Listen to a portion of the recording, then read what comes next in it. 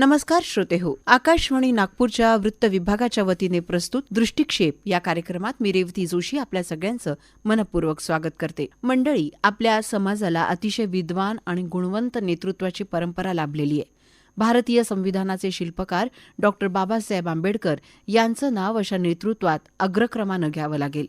त्यांचं संपूर्ण जीवन एक मार्गदर्शनपर धडा आहे, जो आजच्या काळात प्रत्येकानं गिरवण्याची वेळ आहे. आज त्यांच्या महापरिनिर्वाण दिनाचं औचित्य साधून या महामानवानं घालून दिलेल्या आदर्श मूल्यांविषयी जाणून घेऊया. या संदर्भात आपल्याशी संवाद साधणार आहेत डॉक्टर बाबासाहेब आंबेडकर अध्यासनाचे प्रमुख doctor Avinash Phuljhele sir. Sir, Akashvani नागपूरच्या वतीने दृष्टिक्षेप या संवादात्मक कार्यक्रमात मी आपलं मनापासून स्वागत करते. धन्यवाद मॅडम. सर, संसदेनं नुकतेच श्रमसंहिता कायदे आणले आहेत.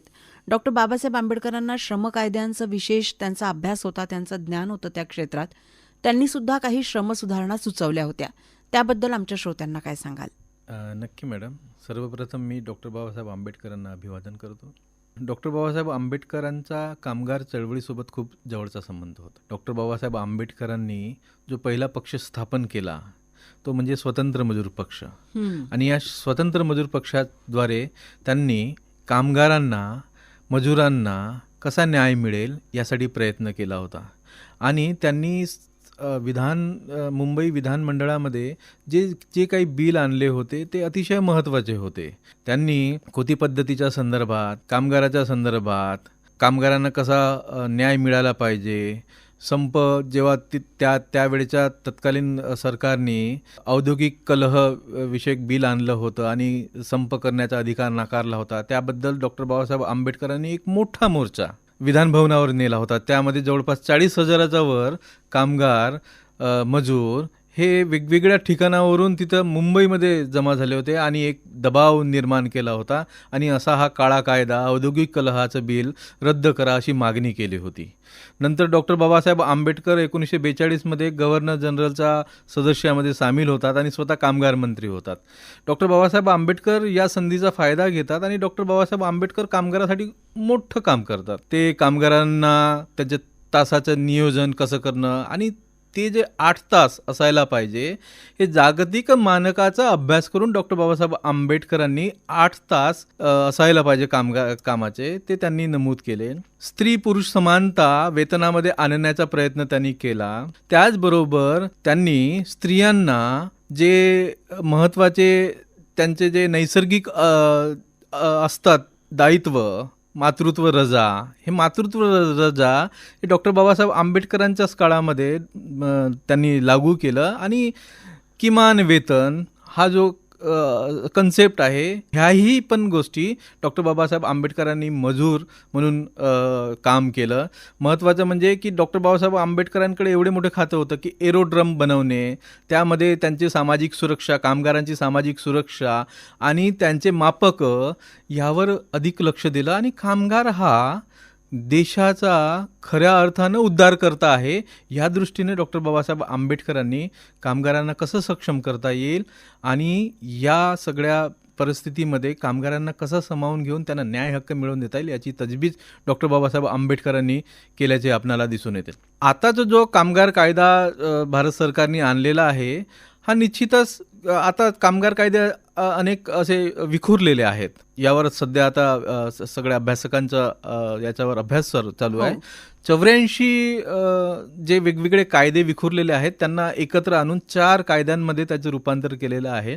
ज्या काही आता वृत्तपत्रामध्ये आलेल्या डिबेट्स आहेत त्याच्यावरून असं दिसतं की कामगारांचं तास वाढवणं, 12 तास करणं, या कायद्यामध्ये जमेच्या बाजू भरपूर आहेत. जसं की बांधकार मजूर किंवा आता फेरीवाले झालं, यांचा समावेश आधी कामगार कायद्यामध्ये नव्हता, तर यांना समाविष्ट करून हा सर्वसमावेशक कायदा निर्माण करण्याचा प्रयत्न केला. परंतु कामाचे तास वाढवणं, 12 तास करणं, यावर मात्र थोडंसं आता वेगळं एक डिबेट सुरू झालेलं आहे.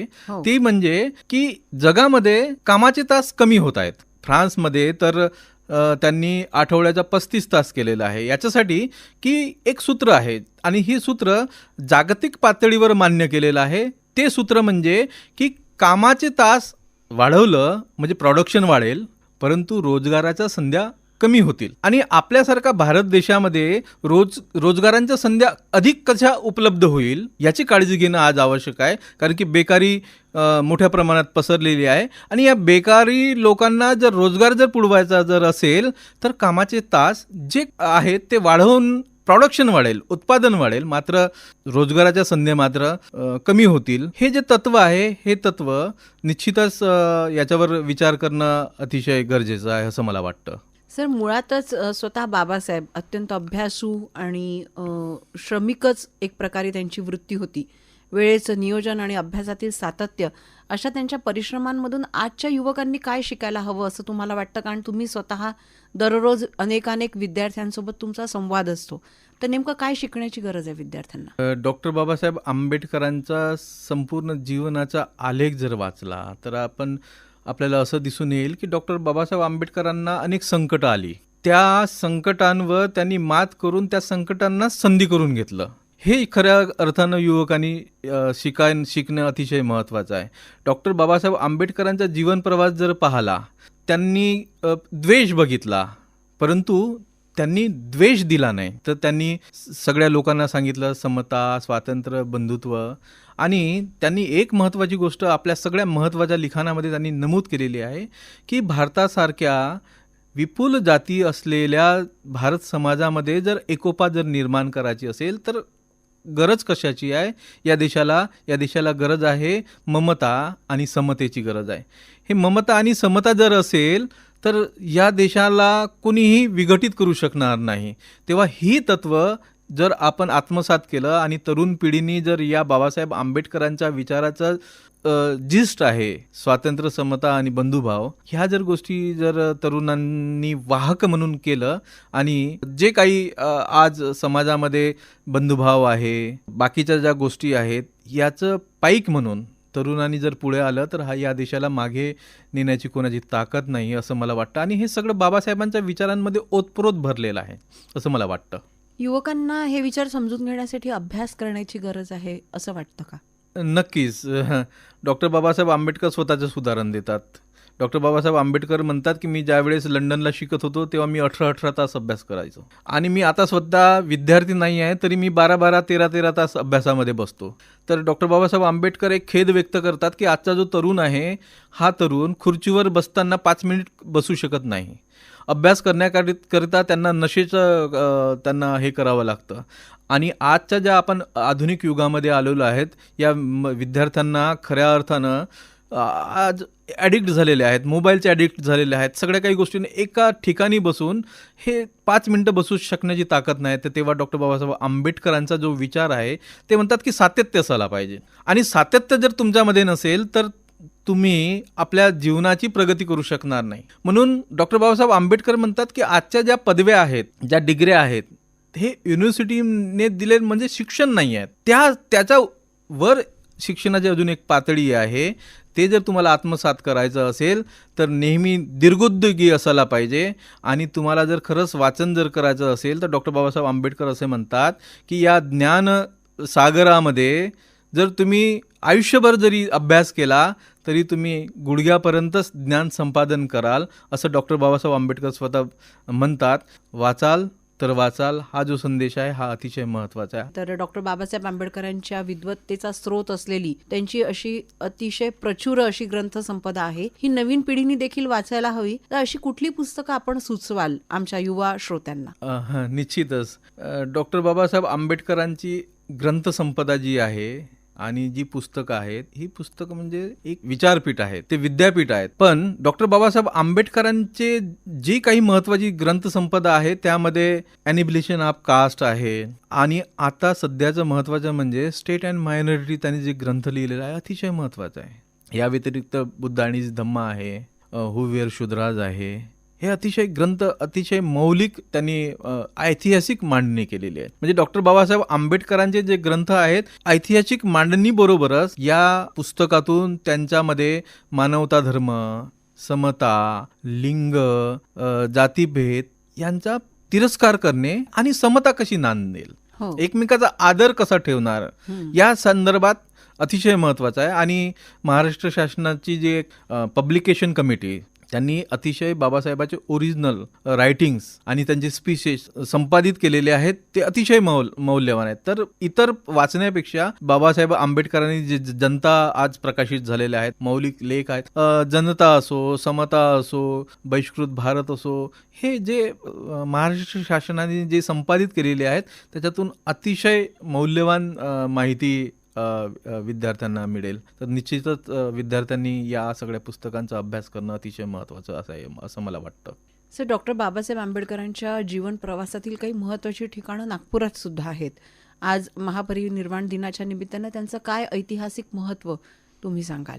1920 मध्ये डॉक्टर बाबासाहेब आंबेडकरांचा खऱ्या अर्थानं या भारतीय राजकारणामध्ये प्रवेश होतो. माणगावच्या परिषदेनंतर नागपूरमध्येच 1920 मध्ये एक अखिल भारतीय दलित कॉन्फरन्स इथे नागपुरात होते 1920 मध्ये, छत्रपती शाहू महाराजांच्या अध्यक्षतेखाली. आणि त्यावेळेस डॉक्टर बाबासाहेब आंबेडकर खऱ्या अर्थानं राजकीय नेतृत्व जे होतं ते नागपूरच्या 1920च्या कॉन्फरन्समध्ये त्यांनी खरं करून दाखवलं होतं. त्याच्यानंतर सातत्याने नागपूरचा त्यांचा प्रवास वाढत गेलेला आहे. 1930 मध्ये जेव्हा गोलमेज परिषदेचं आयोजन झालं होतं तेव्हा 1930 मध्ये नागपुरातच एक मोठी परिषद भरली होती, अखिल भारतीय दलित काँग्रेस. आणि त्या काँग्रेसनी डॉक्टर बाबासाहेब आंबेडकरांना भारत देशाच्या अस्पृश्यांचे नेते म्हणून मान्यता प्रदान केली होती आणि गोलमेज परिषदेमध्ये गेले होते. त्याच्यानंतर 1932 मध्ये कामठीमध्ये, नागपूरच्या जवळ कामठीमध्ये मोठी परिषद भरलेली होती. आणि नंतर 1942 मध्ये डॉक्टर बाबासाहेब आंबेडकरांनी जे 2 पक्ष स्थापन केलेले आहेत, कारण की तिसरा पक्ष तर डॉक्टर बाबासाहेब आंबेडकरांच्या महापरिनिर्वाणानंतर स्थापन झालेला आहे नागपूरमध्येच. 1942 मध्ये शेड्यूल कास्ट फेडरेशन इथं नागपूरमध्ये स्थापन झालं. आणि महत्वाची घटना म्हणजे 14 ऑक्टोबर 1956 मध्ये डॉक्टर बाबासाहेब आंबेडकरांनी इथे लाखो अस्पृश्य बांधवांना, दलित बांधवांना एक नवीन जगण्याची प्रेरणा देणारा, मानवतेचा संदेश देणारा बौद्ध धर्माची धर्म यास नागपूरमध्ये घेतलेला आहे. त्याच्यामुळे नागपूर हे चळवळीचं केंद्र झालेलं आहे. इथं संविधान चौक आहे, ज्यामध्ये की जिथे जिथे जेव्हा जेव्हा संविधानाच्या विरुद्ध असं काही जेव्हा गोष्टी होतात तेव्हा आपलं एक विरोध प्रदर्शन करण्याकरिता इथं मोठा समुदाय त्या ठिकाणी जमतो, असं प्रतीकं निर्माण झालेले आहेत. हे जिवंत असं कार्यशाळा म्हणू आपण नागपूर झालेली आहे. सर, ही खूपच महत्त्वाची माहिती तुम्ही आम्हाला दिलीत. डॉक्टर बाबासाहेब आंबेडकरांच्या महापरिनिर्वाण दिनानिमित्त तुम्ही आमच्या श्रोत्यांना, विशेषतः युवा वर्गाला काय संदेश द्याल? त्यांनी कशा पद्धतीने आंबेडकरांचं जे सूत्र, जे मूल्य, जे विचार त्यांनी मांडले ते त्यांनी आपल्या जीवनात आणायला हवेत? निश्चितच तो डॉक्टर बाबासाहेब आंबेडकरांनी जी मूल्य दिलेली आहेत त्या मूल्यांचं पुनर्जागरण करणं अतिशय महत्त्वाचं आहे. डॉक्टर बाबासाहेब आंबेडकरांनी जो संघर्ष आपल्या जीवनामध्ये संघर्ष जो सोसलेला आहे आणि संघर्षातून एक नवीन उमेद जागवलेली आहे. आणि ती उमेद जागवत असताना या वंचितांना, बहुजनांना एक आधार दिलेला आहे. तेव्हा त्यांची जी ग्रंथसंपदा आहे, त्यांचे जे विचार आहेत त्या विचाराचं आकलन होणं, त्यांचं स्मरण होणं आणि त्यांनी खऱ्या अर्थानं जी जातविरहित समाज आणि राष्ट्रवाद तो आत्यंतिकही नको आणि कमी पण नको, राष्ट्रवादालाही मर्यादा असायला पाहिजे. आज खऱ्या अर्थानं याचं स्मरण होणं आवश्यक आहे. आणि म्हणूनच मला असं वाटतं की डॉक्टर बाबासाहेब आंबेडकरांचं स्मरण होत असताना त्यांच्या विचारांचं पाईक व्हावं आणि त्यांचे विचार समाजामध्ये कसे नेता येईल यासाठी तरुण वर्ग पिढीने यावं. कारण की लोकशाही ही जी टिकून आहे हे तरुणांवर टिकून आहे. तरुण हे त्याचे वाहक आहेत आणि समोरची पिढी जर या सगळ्या प्रक्रियेमध्ये जर आली तर खऱ्या अर्थानं आपला देश हा उन्नतीच्या मार्गाने लागेल. केवळ लोकशाही म्हणजे निवडणुका नाहीत, तर त्या निवडणुकीच्या प्रक्रियेच्या बाहेर येऊन आपण कसं या प्रक्रियेमध्ये आपण समावेश घेऊ आणि एक चांगला समता, स्वातंत्र्य, कोणावर अन्याय होणार नाही याचे रक्षक बनून बाबासाहेबांच्या विचारांचा जर आपण खऱ्या अर्थानं जर इथे रुजवण्याचा जर प्रयत्न केला तर निश्चितच आपल्याला चांगली लोकशाही आपल्याला मिळेल असं मला वाटतं. सर, आज आपण वेळात वेळ काढून आकाशवाणी नागपूरच्या या कार्यक्रमात आलात आणि आम्हाला इतकं छान मार्गदर्शन केलं. आणि आज या निमित्ताने महामानव डॉक्टर बाबासाहेब आंबेडकर यांचं पुण्यस्मरण करण्याची संधी आम्हाला दिलीत, यासाठी मी आमच्या पूर्ण टीमच्या वतीनं आपले आभार मानते. धन्यवाद सर. धन्यवाद मॅडम.